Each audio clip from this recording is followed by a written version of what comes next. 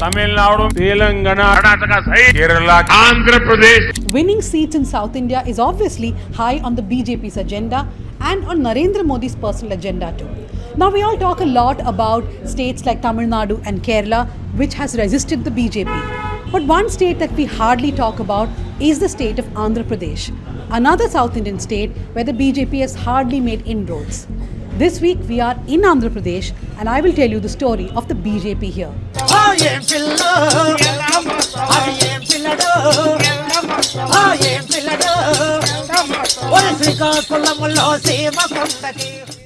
The BJP has done well in Andhra Pradesh only when they have been part of an alliance. In 1999, the BJP won 7 Lok Sabha seats here. They were in alliance with Telugu Desam Party. There was no alliance in 2004 and 2009. The BJP did not manage to win a single seat. In 2014, they were back with the TDP. And coupled with Modi's rising popularity, they won 2 Lok Sabha seats. 2019, no alliance, no seats. The BJP's Andhra story is also evident in its vote share. In the 2014 Lok Sabha, their vote share was 8.52%. This because they were in an alliance. In 2019, their vote share was just 0.97%. That was less than what Nota votes polled.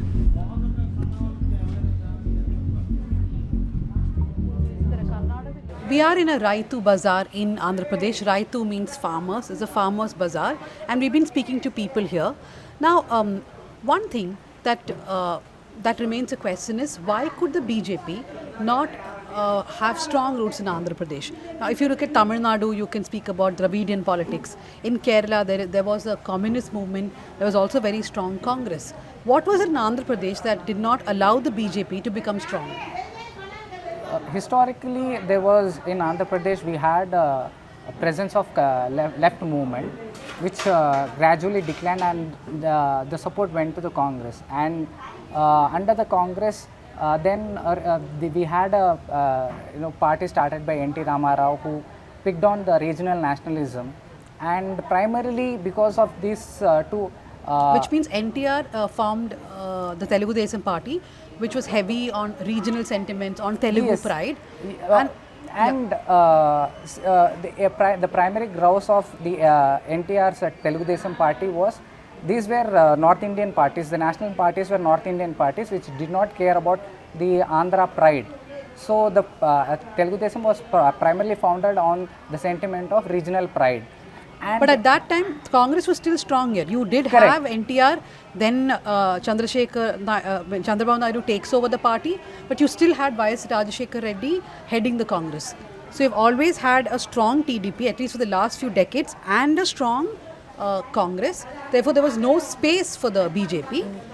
Then came the YSRCP. Yes, and there was no fertile ground enough for the BJP to make its presence felt. It always had to rely on the Telugu Desam Party to win a couple of seats. Here again, we do not have the vote percentage of Muslims is around, the population of Muslims is just around 10%. As per the 2011 census, it was 9.5. So the percentage is not enough where the BJP can play some of its polarizing politics. So there was, so to sum up for the viewers, there was a lot of regional pride which the parties here use. There was a strong Congress, a strong TDP. The TDP is still a cadre-based party. I remember in 2019 when they lost, a lot of people were immediately writing them off, saying that the party is dead, including Janasena's Pawan Kalyan told us that. But the TDP has bounced back because it is a cadre-based party. So for the BJP to thrive in Andhra Pradesh, they will have to ensure that either the YSRCP is gone or the TDP is gone. The Bharatiya Janasangh, or the predecessor of the BJP, had one member in the Legislative Council way back in 1971. That was Advocate Juppadi Yagnanarayana, who hailed from Guntur city and worked as the Janasangh National Vice President. He came second in 1971's Lok Sabha election from the Guntur seat. In 1984, when the BJP won in the Lok Sabha for the first time, it was from Hanamakonda in Andhra Pradesh and Mehsana in Gujarat. Even leaders like Atal Bihari Vajpayee lost in those elections that were held soon after Indira Gandhi's assassination. But C. Janga Reddy defeated P.V. Narasimha Rao. becoming the giant killer in that election. Why do you think that the BJP never managed to gain a foothold in Andhra Pradesh historically? They actually, if you look at BJP, has had a reputation in Andhra since long. The first mayor of Visakhapatnam Municipal Corporation was from BJP, Mr. N.S. Reddy. And then subsequently D.V. Subbarao. We had some good number of leaders joining BJP because they were Janata Party, So from there they migrated to BJP, and there were good sizable amount of people, intellectuals who were there in the party. But probably they could not gain it because probably they didn't concentrate that much. They didn't feel it necessary to concentrate.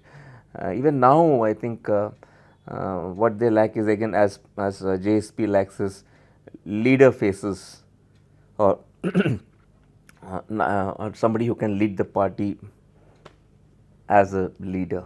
Their leaders' speeches are firebrand, some very fiery speeches in some pockets where they try to polarize the regional, religion factor. But Andhra per se, if you look at the profile of Andhra, it is more of caste centric rather than religion centric. Okay, maybe UP equations could be different, Hyderabad equations could be different, Telangana equations could be different, but Andhra polarization in the name of religion is difficult. Whether if you look at recent incident of Ram Tirtham temple being some issue happened in Ram Tirtham, desecration of some idols and all, but it never really picked up. So religion factor is, Andhra people are spiritual people, but that religion, that factor is not there in Andhra. I hope it does not happen. The 2019 election turned out to be a dud for the BJP in Andhra Pradesh. Come 2024, and Narendra Modi announced 400 plus or 400 par. Now this means that the BJP could not ignore Andhra Pradesh anymore. That's perhaps why, swallowing all the anger that he harbored towards Chandrababu Naidu, Amit Shah went ahead and forged the alliance. Now this alliance will work for the BJP, but for the TDP in turn, the alliance is hurting them. This is what political leaders cutting across the spectrum told us, that Muslims and even a section of the Hindus will not vote for the TDP simply because they are in alliance with the BJP. But on record, the TDP says all is good. The TDP traditionally does have support from a lot of Muslims in the state. When you aligned with the BJP, was that not a worry that you will alienate these communities? See, Telugu Desam Party aligning with Bharatiya Janata Party is not new. When Vajpayee ji was the Prime Minister, TDP did align, did support NDA. There's no second thought about it. Subsequent to that, in 2014 also, we were in alliance with NDA and we formed the government. Bharatiya Janata Party was part of the government in the state of Andhra Pradesh. There was no second thought about it. So back then also, Muslims never had any problem. Because Telugu Desam Party only knows one thing, Telugu people. Wherever Telugu people are, across religion, region and caste, we are here to support them. We are here for their welfare. And our agenda is we have to be number one in every sector that we operate in. So with that agenda, minorities have had no issue with Telugu Desam Party. Out of the 7 values of the Janasena, the second one is, the first one and the second one is about there will be no differences based on religion. Yeah. The BJP is under criticism for the last 2 weeks, especially for the kind of speeches being made. I don't know if you have noticed this during your campaign, but there was an advertisement they put out, which they've removed now, which they said that all you non-Muslims beware, your property will be taken and given to Instagram had to Muslims. pull it down. Yeah, no, I think BJP removed Maybe it. in this, definitely we don't, if that kind of the advertisements, we don't agree. In fact, very simple I can say, see when Mr. Shah Rukh Khan's son was in jail, and I was the first one to condemn it in my own political party meeting. So for me, there are certain things in an alliance, not necessarily you have to agree with everything. See, what we look at as an alliance is 70 to 80% if you agree upon things, and 20% always there will be a difference, even between the same family members. So majority are we in agreeing together or not? That's what it is. Because if we caught a bunch of people who are having their lunch here, but we told them we'll not disturb the lunch, we'll still ask questions. आपको क्या लगता है ये जगन और नायडू के बीच में जो election का वॉर हो रहा है? बहुत कठिन हो रहा है, बात तो बहुत कठिन हो रहा है. कौन आएगा, कौन सियासत करेगा, ये तो पता नहीं है. अगर कोई भी करेगा तो तो जो सामान्य लोग हैं ना उनके लिए देखना पड़ेगा थोड़ा। ठीक है, तो ये बीजेपी के साथ है अभी टीडीपी, तो उसके बारे में आपको क्या कहना है? कि हमने पूछा सारे टीडीपी लीडर्स के कि हाँ, यहाँ पे जो मुसलमान कम्युनिटी है वो तो अभी क्या आपको सपोर्ट देंगे या नहीं? नहीं देंगे, कोई भी नहीं देगा। क्यों बोले तो मुसलमानों के लिए बीजेपी तो कुछ नहीं किया। वो तो पार्टी पूरा यानी अपोजिशन है हमारा मुसलमानों के लिए, इसलिए कोई भी साथ नहीं देगा बीजेपी टीडीपी। आप भी ऐसे ही सोचते हो? सही बात है। हाँ। लेकिन नायडू तो बहुत सालों से यहाँ पे है ना। वो बीजेपी में जाके ज्वाइन हो गया ना, अभी इसकी वजह से बहुत फर्क पड़ेगा। अगर नहीं होता तो उसको आने के चांसेस थे। अब ये इस पे जाके मिलने की वजह से बीजेपी में थोड़ा मुसलमान जो है पीछे हट रहे। ఆంధ్ర బీజేపీకి 5 సీట్లు కూడా ఎక్కువ రావన్నా రావు ఎందుకంటే ఎందుకు అది తీసుకునే 10 సీట్లు ఎక్కువ వాళ్ళు ఇచ్చిన 10 సీట్లు కూడా ఎక్కువే ఆల్రెడీ మనం 120 సీట్లు కూడా అవసరం ఇచ్చినట్టే. బీజేపీ అనేది మతతత్వ పార్టీ అని ప్రజల్లోకి బాగా వెళ్ళిపోయింది. బీజేపీ కష్టం ఇక్కడ ఆంధ్రాలో. ఎఫెక్ట్ అంటే బీజేపీ మీద బాగా ఉంటుంది ఎఫెక్ట్, తెలుగుదేశం కొంతలో కొంత ఉంటుంది. ధరల పట్టికలు కూడా పప్పు దినుసులు కానీ పెట్రోల్ కానీ డీజిల్ కానీ గ్యాస్ కానీ ఏదైనా పేదలకు అనేది పేద ప్రజలకి కొద్దిగా ఇబ్బందికరమైంది. అందుకు బీజేపీ అనే దానికి ఎవరు కూడా మా ఆంధ్రప్రదేశ్ విశాఖ అంటే ఉత్తరాంధ్ర తరపున ఎవరు లైక్ చేయరు. ఉత్తరాంధ్ర వాసులు ఎవరు కూడా బీజేపీని లైక్ చేయరు. ఈరోజు ఇండియా కూటమికి కూడా తెలుగుదేశం జనసేన బీజేపీ కూటమికి కూడా బీజేపీ వల్లే కొద్దిగా ప్రాబ్లమ్స్, లేకపోతే పక్కా టీడీపీ అంటే పోటీ సమాసమం ఎవరికైనా 50-50%. ఇప్పుడు కూటమి వల్ల ఏమైనా ఇబ్బందికరమయ్యే అవకాశాలు ఎక్కువ చాయిస్ ఉన్నాయి. అది మా అభిప్రాయం. కమలం గుర్తుకే మా ఓటు. మోడీ గారు అన్నీ ఇప్పుడు ఎత్తున్నారు కదా, బియ్యం ఫ్రీగా ఎత్తున్నారు, రైతులకు వేస్తున్నాడు కదా, వ్యవసాయానికి ఏంటి దాన్ని ఏమంటారు నాకు రాదే.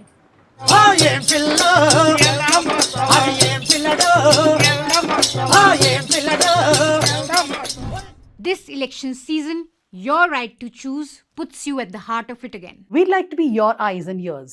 Choose the journalism and media that serves democracy and you. Simply head on to newslaundry.com/subscription and pick up the TNMNL joint subscription of your choice today.